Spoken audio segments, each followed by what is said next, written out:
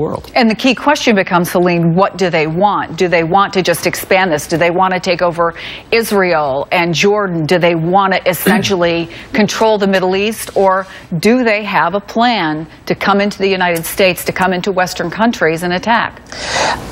No, it's called the Islamic State in Iraq and Syria, or the Islamic State in Iraq and the Levant.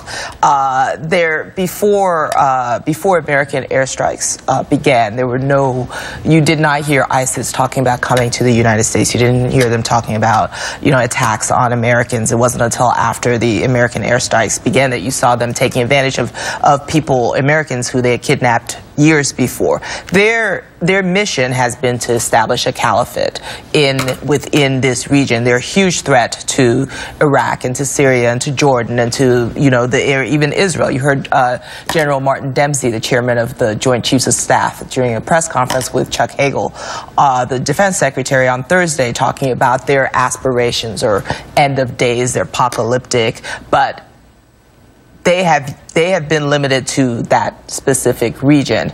But things now have changed, and I think that's part of why you're seeing the response that we're having here in the United States. I mean, in January, President Obama compared them to a junior varsity, Al-Qaeda junior varsity basketball team. Now, all of a sudden, we're talking about, can they attack the American homeland? And that's where I think people, you're sort of seeing the rise in awareness of Americans because of this horrible image of James Foley in that video that's sort of showed up on front pages.